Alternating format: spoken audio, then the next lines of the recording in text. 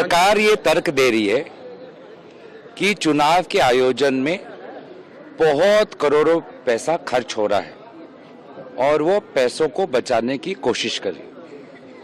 मात्र 3,700 करोड़ का खर्च है एक लोकसभा चुनाव के आयोजन में। ये आंकड़े चुनाव आयोग 2014 के लोकसभा चुनाव में ये दर्ज कर चुका है। 3,700 करोड़ भारत के जो साल में जो बजट होता है उस बजट का 0.02% है, 0.02% है। तो 0.02% के खर्च को कम करने के लिए ये भारत के पूरे संघीय ढांचे को खत्म करना चाहते हैं। चुनाव आयोग को और ये ताकत देना चाहते हैं।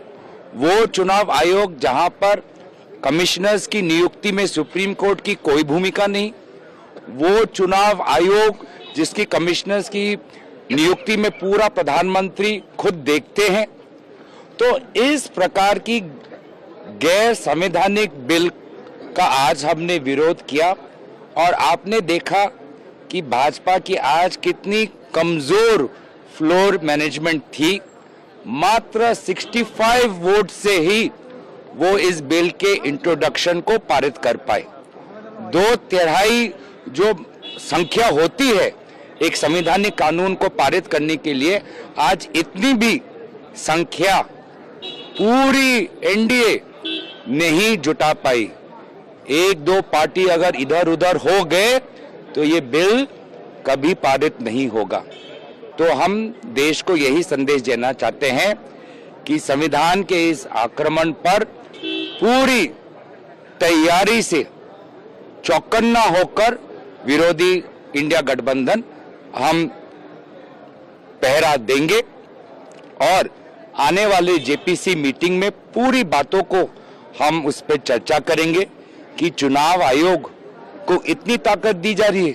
वो चुनाव आयोग जो यही नहीं बता पाता कि वोटर लिस्ट की संख्या कैसे बढ़ गई, वो चुनाव आयोग जो शाम के 1 घंटे में अंत में जो वोटर्स की टर्नआउट इतनी बढ़ गई वो नहीं समझा पाते, वो चुनाव आयोग जो केंद्र सरकार के सारे मंत्री एक के बाद एक मॉडल कोड का उल्लंघन करते हैं, चुनाव आयोग कुछ नहीं करता। उस चुनाव आयोग को जिसमें सुप्रीम कोर्ट की कोई भूमिका नहीं है, उस चुनाव आयोग को ये और ताकत देना चाहते हैं। तो मंशा स्पष्ट है कि ये लोग निष्पक्ष चुनाव नहीं चाहते। आम नागरिकों का जो अधिकार है वोट डालने का, उस अधिकार को ये छीनना चाहते हैं और इस अधिकार को हनन हम होने नहीं। को चला गया। हाँ, जेपीसी को ठीक भेज दिया। जेपीसी में हम लोग भी मांगते, जेपीसी में विचार विमर्श होके तभी पूरी तरह से वेट करके कि किस तरह से वेटिंग उसकी करके तभी उसको बिल्कुल जो आगे बढ़ाना चाहिए, क्योंकि उसमें बहुत कमियां हैं, बहुत खामियां हैं। इसलिए उस बिल में हम लोग संशोधन की बात कर रहे हैं। लोकसभा में आया है, अब मेरे ख्याल जेपीसी में जाएगा, उसके बाद जब दोबारा सदन में आएगा तो क्या उसमें निकल कर आता है फिर डिस्कशन का पार्ट बनेगा। उसमें बहुत सारी खूबियां होंगी तो खामियां भी होगी और उसमें टेक्निकली मैं कहूँगी कि बहुत सारी खामियां हो सकती हैं। और हमारा देश लोकतंत्र से चलता है और विधानसभा और लोकसभा का इलेक्शन का जो सिनेरियो होता है बहुत डिफरेंट होता है। हमें उनकी नीयत पे पारदर्शिता नहीं दिखती है।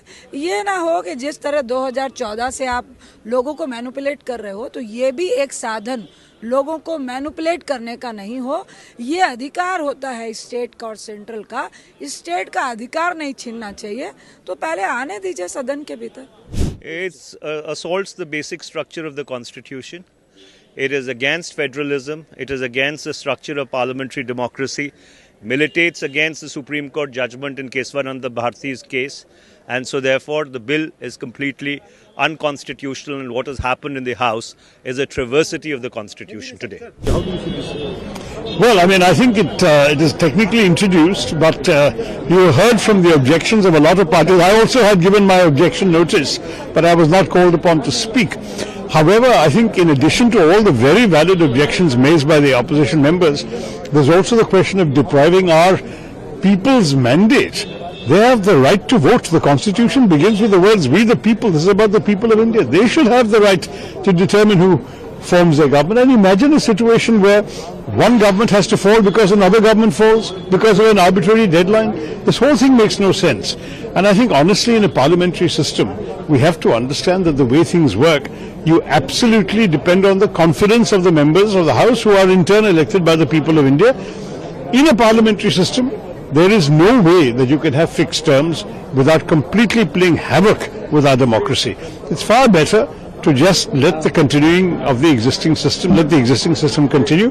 But be that as it may, let the JPC have a detailed discussion. But from what you heard today, the vast majority of parties in the House are strongly opposed to this approach. I don't see it getting the 2/3 majority it needs. Sir, opposition had the number of 198, but the ruling party had a number of 269 only. But that we already knew in advance. Yeah? I mean, so they. I mean, no. You mean that they didn't have enough? 269 votes, despite of the issued by the BJP.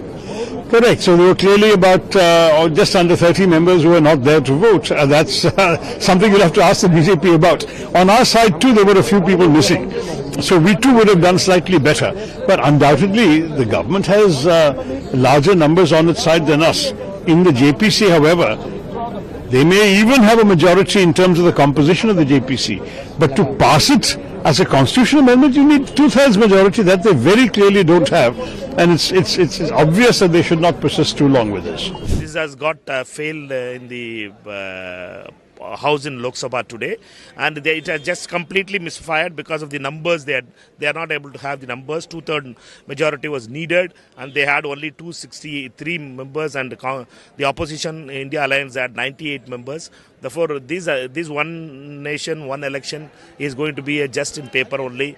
This is failed today, and this is not going to happen.